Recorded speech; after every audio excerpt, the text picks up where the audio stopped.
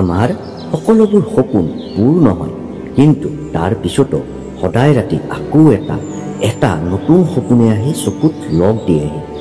দুখ সেইবাবেই কৰা উচিত নহয় যে সপোনবোৰ পূৰণ নহয়, কাৰণ সদায় ৰাতি লক্ষ লক্ষ তৰাই আকাশ পোহৰব আহে, কিন্তু মনত ৰাখিব অথচ যোনটোহে পৃথিৱীখন জ্বলাই তোলে।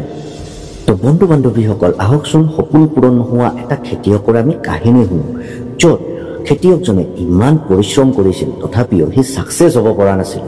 ভিডিঅ'টি যদি আপোনালোকে ভাল পায় লাইক কৰি দিব আৰু চেনেলটো ছাবস্ক্ৰাইব কৰি দিব। এজন খেতিয়ক আছিল, সি বহুত কষ্ট কৰিছিল।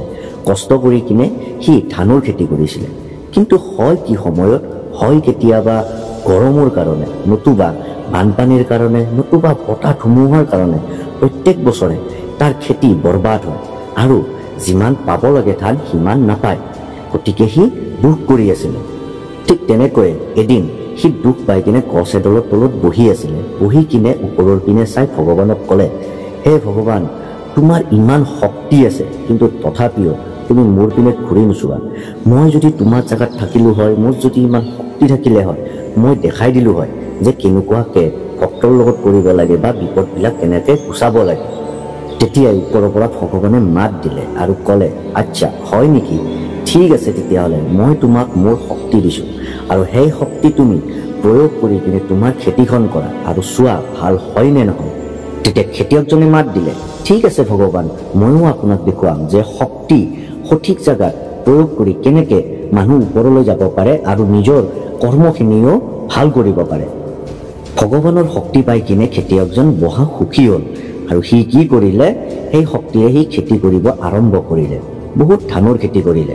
সি বানপানীৰ টাইমত পানী নোহোৱা কৰি দিলে, যিমানখিনি ৰ'দ লাগিব লাগে সিমানখিনিহে দিয়ে, বতাহ আহিব নিদিলে, মানে ধুনীয়াকৈ খেতিখনত কৰাই দিলে।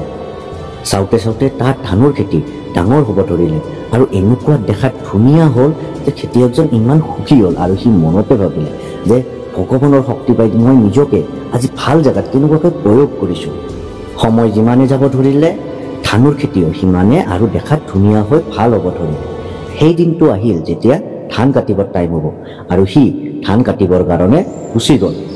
ধানৰ খেতিৰ কাষত যেতিয়া সি গৈ দেখিলে যে ধানটো ধুনীয়া হৈছে, কিন্তু দেখোন ফোপোলা, ভিতৰত একোৱে নাই, মানে বাহিৰৰ কভাৰটো হৈ আছে, ভিতৰত ধানে নাই য'ৰ পৰা চাউল ওলাব। সি এনেকৈ যিমান ধান আছে গোটেইকেইটা চাব ধৰিলে। তাৰে পিছত দেখিলে যে গোটেইবিলাক দেখোন এনেকুৱাই। সি আৰু মহা টেনশ্যনত পৰিল আৰু দুখত পৰি ভাগি তলত পৰি কিনে সি ভগৱানক মাতিলে, ভগৱান, মইতো শক্তি ঠিকে কৰিছিলোঁ আৰু ধানো হৈছিলে, কিন্তু এয়া আপুনি কি বিচাৰ কৰিলে যে ভিতৰে দেখোন একো বীজে নাই। মইতো আগতে অলপ হ'লেও পাইছিলোঁ, কিন্তু এতিয়াতো এইবাৰ একোৱেই নাপালোঁ দেখোন।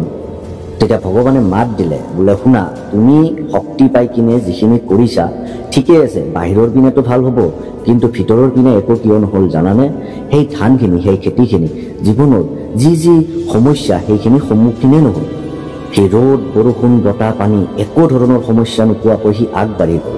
আৰু যোনে যি বস্তুৱে একো সমস্যা নোহোৱাকৈ আগবাঢ়ি যাব সি কেতিয়াও সফল হ'ব নোৱাৰিব। সেইবিলাক বস্তুহে সফল হ'ব যিবিলাকে সময়ত কষ্ট দুখ গোটেইখিনি সহ্য কৰি যাব আৰু ডাঙৰত একেবাৰে ভাল হ'ব। এই বুলি কৈ ভগৱানে তাৰ শক্তিখিনি আৰু ঘূৰাই ল'লে আৰু তেতিয়া খেতিয়কজনেও বুজিলে যে আচলতে ভগৱানে কি ক'ব খুজিছিলে। তো বন্ধু বান্ধৱীসকল, এই কাহিনীটোৰ পৰা আমি এইটোৱে বুজো যে জীৱনত ছাকচেছফুল হ'বলৈ হ'লে আপুনি সমস্যাৰ সন্মুখীন হ'বই লাগিব। ষ্ট্ৰাগল নকৰালৈকে কোনেও ছাকচেছফুল হ'ব নোৱাৰে। আমাৰ জীৱনত সকলোৰে কঠিন সময় আহিবই আৰু আমাৰ সকলোতকৈ ডাঙৰ অস্ত্ৰ হ'ব সেইকেইটা দিনত ধৈৰ্য।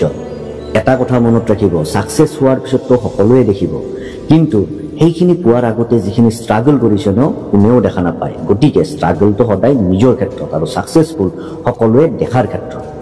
আৰু শেষত মই সেইসকলক ক'ব বিচাৰোঁ যিবিলাকৰ বহুত টকা পইচা আছে, মাক দেউতাকৰ আৰু ল'ৰা ছোৱালীক বেছি কষ্ট নকৰাকৈ জীৱনটো কটাব দিয়ে। তো অনুৰোধ কৰিছোঁ অলপ হ'লেও জীৱনটো ষ্ট্ৰাগল কৰিব দিয়ক, কাৰণ নিজে শিকিব। সময়ত যদি সিহঁতে কেতিয়াবা প্ৰব্লেমত পৰিব, নিজে শিকি কিনে আগুৱাই যাব পাৰিব।